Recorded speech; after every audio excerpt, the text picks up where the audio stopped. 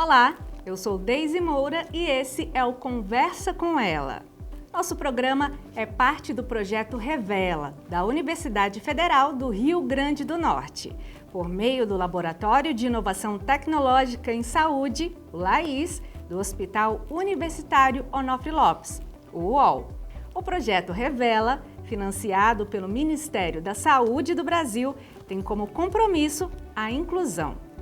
Por isso, o nosso programa disponibiliza os recursos de acessibilidade para que todos possam ter acesso ao nosso conteúdo.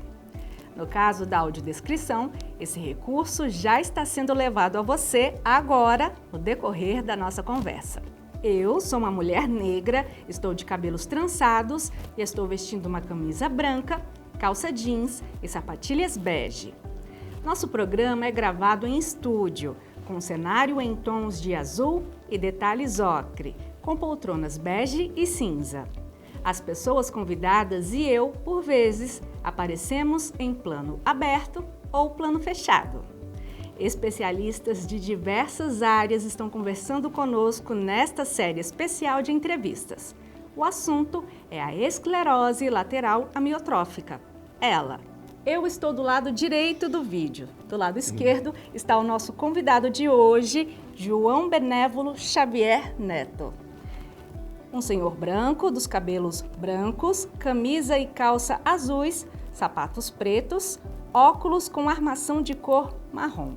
O senhor João Benévolo é médico sexologista do Hospital Universitário Onofre Lopes, da Universidade Federal do Rio Grande do Norte. Seja bem-vindo, doutor João. Hoje nós vamos falar sobre a intimidade e a sexualidade no caso dos portadores da esclerose lateral amiotrófica.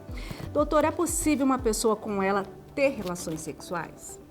Claro, vai depender do aspecto da doença, do andamento da doença, vai depender do relacionamento conjugal prévio e sexual do casal, do interesse deles em discutir a sexualidade.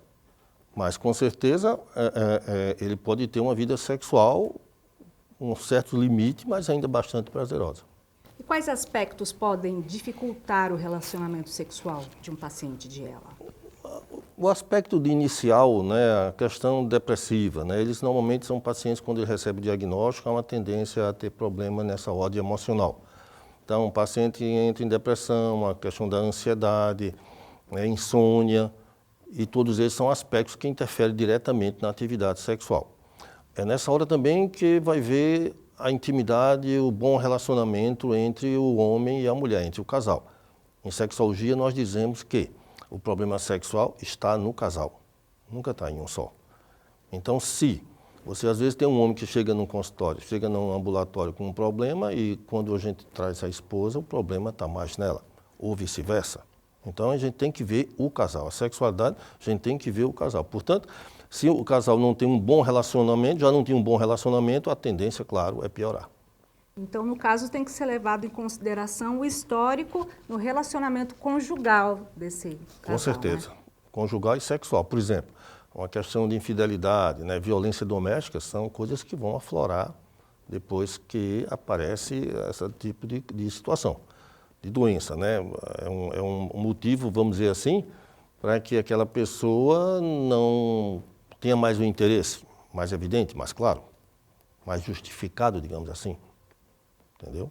Certo. E que práticas sexuais podem ser realizadas entre um casal nessa situação? Também vai depender do casal e do estágio da doença. Tem um momento que vai ser muito difícil. Agora, no início, logo, você pode ter várias práticas sexuais. Tem a prática masturbatória, tem o sexo oral, e pode ser algum tipo de atividade sexual com penetração. Aí vai depender também do casal, da intimidade do casal, do bom relacionamento sexual que ele tinha antes da patologia. E a discussão da sexualidade é muito relevante para as pessoas com ela, não é, doutor? É importante porque a sexualidade faz parte da vida, A sexualidade, eu costumo dizer, ela só se acaba com a morte. O sexo, a atividade sexual, ela pode acabar antes. Mas aquele homem com a patologia grave, ele ainda tem suas fantasias sexuais, a mulher tem suas fantasias sexuais. Então, por isso que a gente coloca que a sexualidade, eu coloco muito isso, a sexualidade só se acaba com a morte. Você vê pacientes graves e que têm interesse sexual. E a ela A doença você vai, né, definhando ao longo do tempo, uns demoram bastante tempo, outros são mais rápidos, mas a sexualidade ainda está viva na mente dele. Sexo tem a parte, né? A sexualidade tem a parte psicológica, a parte biológica, psicológica e sociocultural, né? Essa parte cultural, sociocultural é muito importante, né? Coisas que no passado não eram aceitas, hoje são aceitas com naturalidade. Então, vai depender de cada cultura. Eu costumo dizer que sexo é cultura, esse aspecto do comportamento. Até porque o corpo está paralisado, mas a mente A mente funciona absolutamente normal, exatamente. E como a ereção não depende do nervo motor, né, a gente chama mediada pelo sistema nervoso autônomo, ele vai ter ereção normalmente. Aquela mulher, ela teria a lubrificação vaginal que corresponde à ereção no homem, entendeu? Então, quer dizer, isso aí iria ocorrer. Ocorre normalmente. Pode estar diminuído em caso para caso, mas essa atividade sexual genital, digamos assim, ela está preservada. Doutor, nós temos aqui algumas dúvidas enviadas pelos nossos telespectadores por aplicativo de mensagens. Vamos dar uma olhadinha?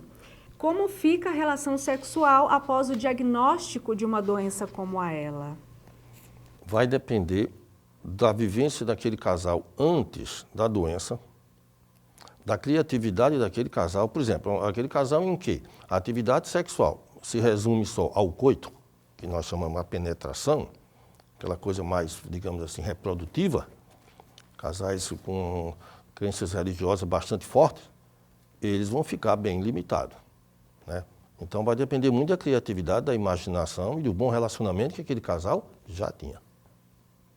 Nós temos outra pergunta. Como a questão emocional interfere na sexualidade da pessoa com esclerose lateral amiotrófica? É aquilo que o senhor vinha falando. A questão emocional interfere, né, porque o paciente depressivo, né, por exemplo, o depressivo ele diminui a testosterona, que é o hormônio do desejo sexual, a ansiedade. Então, mexe muito com o indivíduo, né? Você tem um diagnóstico de ela, assim, no primeiro impacto, assim, é bastante relevante. E afeta, claro, porque a sexualidade, o aspecto emocional é fundamental. Doutor, é comum que o profissional médico aborde essa questão da sexualidade junto ao paciente? Como essa abordagem deve ser feita pelo profissional de saúde? Infelizmente, de um modo geral, o médico não foi preparado para falar sobre a sexualidade. A medicina está historicamente ligada à questão da morte, do sofrimento, da angústia, né, da depressão. E a sexualidade está mais ligada, não sempre, mas a questão do prazer, né, a libertinagem, aquela bagunça, inclusive, mais popular. Há tabus, né, envolvidos. Então, ele fica realmente, vamos dizer assim, ele fica mais inibido, ele não é preparado o médico e, normalmente, em quase nenhum tipo de especialidade há essa abordagem. É muito comum eu ver ginecologia, por exemplo, pacientes que vêm para mim, que estão na ginecologista que nunca tiveram nenhum questionamento em relação à sua vida sexual. Não, a doutora fala da genitália, faz aqueles exames todos, mas nunca perguntou assim se minha vida sexual era prazerosa, por exemplo, se eu tinha alguma queixa na vida sexual. Então, normalmente, os médicos não fazem esse questionamento. Está muito ainda distante dos médicos. Seria o ideal? Seria o ideal, sem dúvida, né? Seria o ideal. Hoje, uma vez eu atendi um paciente que ele fez um implante de stent, que é aquela prótesezinha para o coração para dilatar as artérias, e ele tinha 70 e poucos anos, a esposa dele também 60 e poucos, e ele colocou stent e não disse ao médico que tinha relações sexuais com a esposa, nem que usava Viagra. Ele foi para mim para perguntar se podia usar, porque ia fazer não sei quantos anos de casamento, e quando eu vi a relação dos medicamentos, eu disse, você não pode em nenhuma hipótese. Então, o senhor volta para o seu médico, e quando foi lá, o médico ficou muito espantado. Segundo ele, o doutor ficou muito espantado, porque o senhor devia ter dito que tinha tido a relação, mantinha relações sexuais e usou o tal medicamento. Mas o senhor não perguntou, aí o erro foi dos dois, né? Porque também poderia ter dito, né? Mas eu vejo como é importante isso. É comum aquele preconceito, você vê aquela pessoa já idosa, né? E pensa, não, isso aí não tem mais relações sexuais, isso é besteira, né? E vive só de contemplação. E muitas vezes aquela pessoa está tendo uma boa atividade sexual. Esse é o caso desse homem. Ele só tinha relações sexuais com sua esposa. e usava essa medicação 1 ou 2 vezes no mês. Então, doutor, ao final de tudo, é possível dizer que para o casal é possível recuperar a plenitude sexual? Eu não diria plenitude, porque a plenitude é o máximo, né? O top, vamos dizer assim, é o máximo de plena, uma coisa.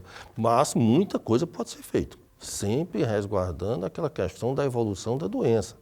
Algumas pessoas levam anos para desenvolver, outros desenvolvem mais rápido.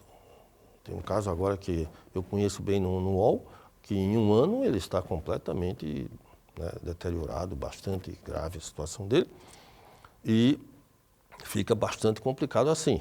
Então a sexualidade plena não, mas, como eu disse antes, dependendo do casal, né, de como eles vivenciaram a atividade sexual antes da doença, é bem melhor. É igual aquela coisa aquela situação da mulher menopausada. A mulher menopausada que tinha uma boa atividade sexual com seu parceiro antes da menopausa, ela não percebe muito quando entra na menopausa.